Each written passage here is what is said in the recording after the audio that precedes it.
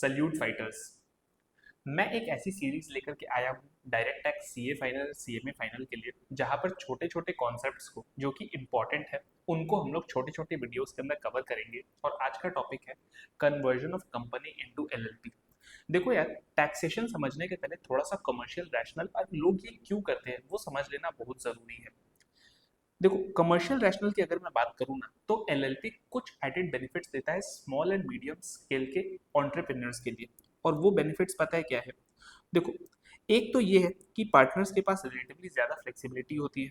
LLP company के जैसे limited liability देता है।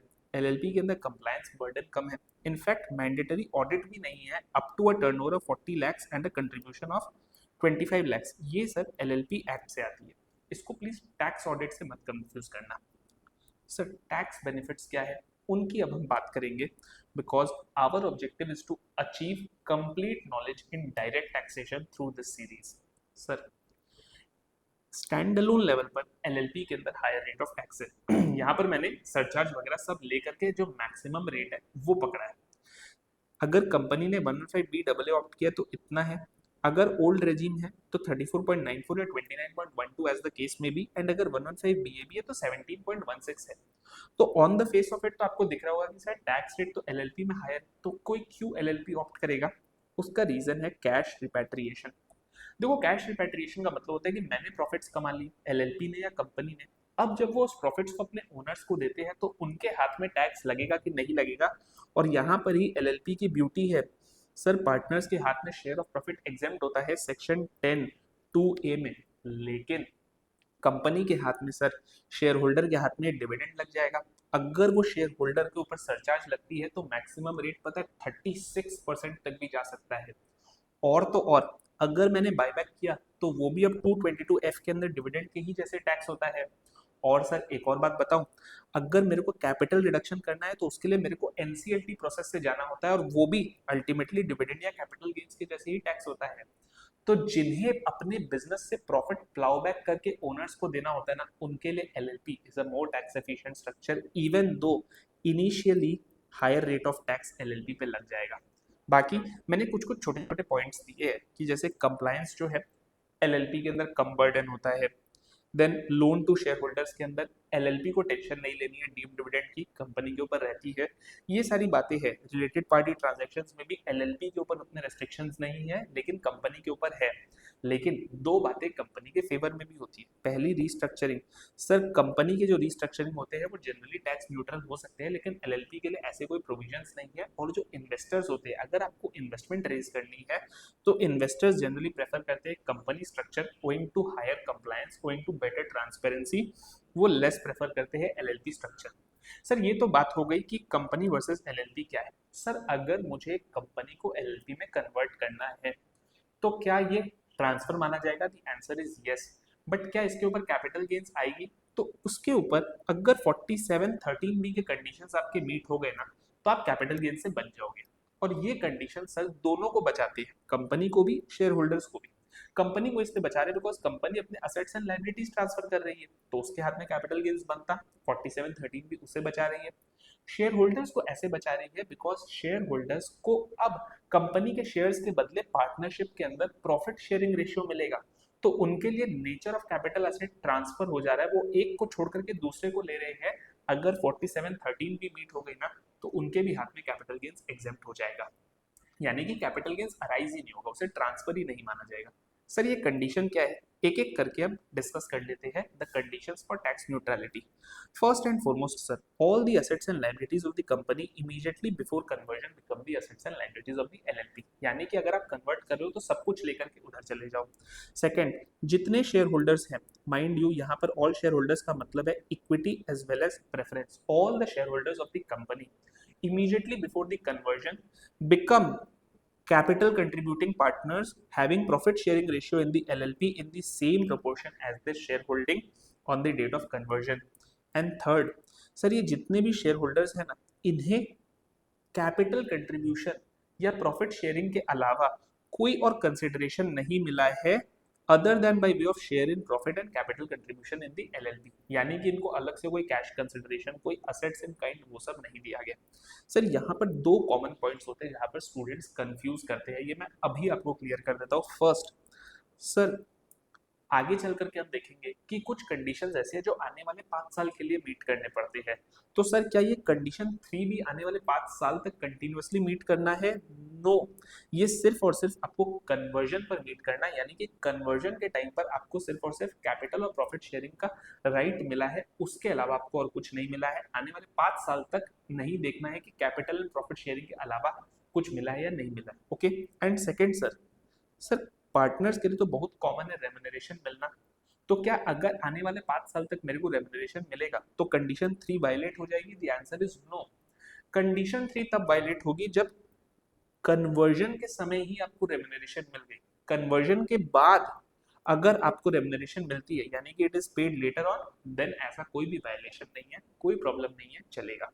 सर फोर्थ कंडीशन ये है कि जितने शेयर होल्डर्स हैं ना कंपनी के, उनकी अगर aggregate profit share holding ratio निकाली जाए उस एलएलपी में आने वाले 5 साल तक किसी भी दिन, तो aggregate profit share holding ratio जो है ग्रेटर देन इक्वल टू 50% रहनी चाहिए। नाउ यहाँ पर 3 पॉइंट्स जहाँ पर स्टूडेंट्स बहुत कंफ्यूज होते हैं। फर्स्ट सर, ये तो एग्रीगेट शेयर होल्डिंग की बात कर रहे हैं, मानो ए बी सी 3 पार्टनर है, इनको कन्वर्जन डेट पर 15, 20 एंड 30 मिले थे, यानी कि इनकी एग्रीगेट शेयर होल्डिंग रेशियो हो गई सर 35, यानी कि 65 हो गई। अब सर मानिए इनमें से इनके आपस में चेंजेस हो जाते हैं और अब 2 साल बाद बी ए और सी की रेशियो है 15:20:30, यानी कि बी ए सी में अब टोटल तो अभी भी 65 है, लेकिन इंटर से चेंज हो गया, कोई प्रॉब्लम नहीं है, कोई वरी नहीं है। सर एक कॉमन क्वेरी और आती है कि सर 2 साल बाद बी चला गया सर, लेकिन ए और सी मिला करके अभी भी सर 50% से ज्यादा होल्ड करते हैं। सर ये थोड़ा सा ग्रे एरिया है, लेकिन आप अपने एग्जाम के लिए मान करके चलोगे कि this is also correct and this is correct, और आप इसके अंदर लिख करके आओगे कि जो एग्रीगेट है हमें वो देखना है। ऑल्दो कंजर्वेटिव व्यू ये है कि सारे पार्टनर्स को कंटिन्यू करना चाहिए, लेकिन एग्जाम में आप ये लिख करके आओगे कि यस हमें एग्रीगेट चेक करना है। सर अगर किसी पार्टनर की डेथ हो गई तो ऑब्वियस सा बात है उसकी जो पीएसआर है वो तो चेंज हो ही जाएगी।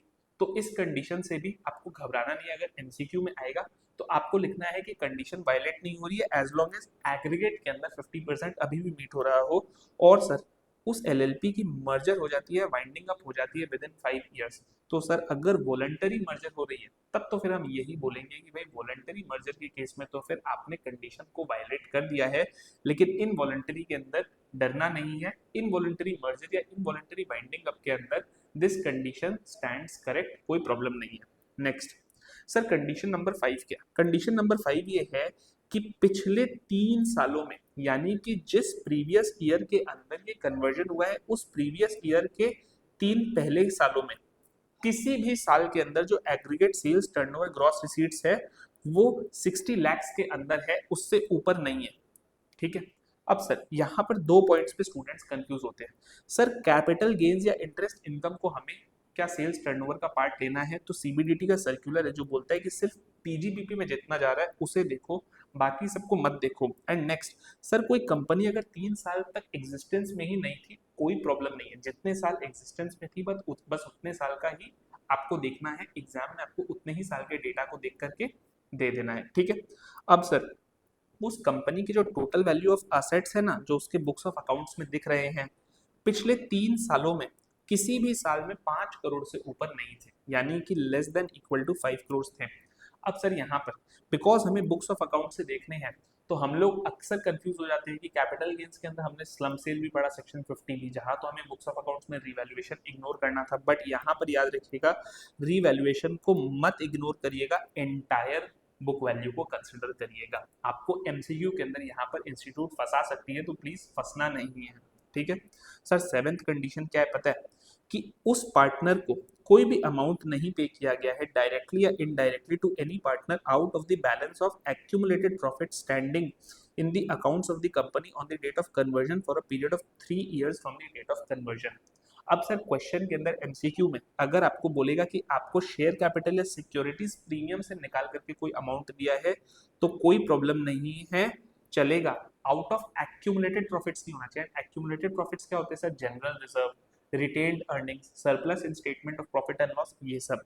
सर अगर एलएलपी ने लोन दे दिया किसी पार्टनर को तो क्या ये वायलेशन है? तो देखो भाई, अगर वो लोन जो दिया गया वो आउट ऑफ एक्यूमुलेटेड प्रॉफिट्स है तो वायलेशन हो जाएगा। कब तक? Up to a period of 3 years। यहाँ पर मैं डीम डिविडेंड के प्रोविजंस नहीं अट्रैक्ट कर रहा हूँ, यहाँ पर मैं क्लॉज 7 का वायलेशन का बात कर रहा हूँ। लेकिन अगर क्वेश्चन के अंदर फैक्ट्स ये दिया हुआ है कि जो लोन है वो आउट ऑफ करंट प्रॉफिट से आउट ऑफ बोरोइंग्स है तो फिर कोई वायलेशन नहीं होगी उस कंडीशन की। अब सर कुछ की टैक्स एस्पेक्ट्स को कवर कर लेते हैं इसमें। First and foremost, MAT credit जो है कंपनी का ये लैप्स हो जाएगा बिकॉज एलएलपी के ऊपर सर एएमटी अप्लाई करती है, मैट अप्लाई नहीं करती है।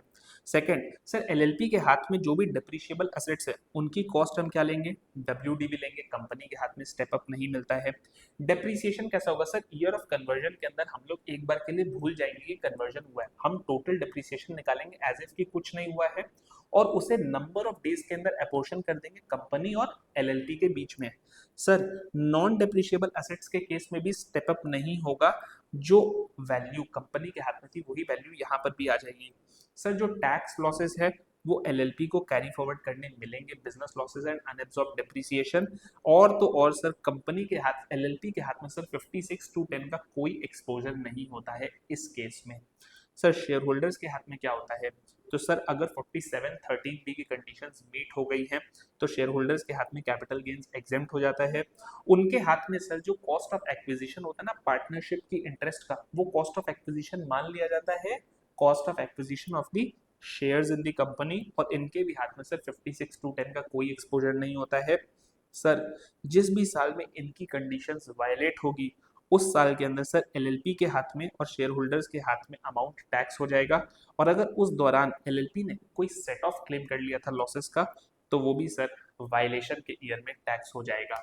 इसी टाइप के मैं छोटे छोटे नॉलेज बाइट्स के वीडियोस लेकर के आऊँगा जहाँ पर इस टाइप के कॉन्सेप्ट्स को हम लोग बहुत स्मॉल तरीके से छोटे से टाइम में कवर करेंगे। अगर पसंद आया हो वीडियो तो ज़रूर लाइक करना और अपने दोस्तों के साथ शेयर करना।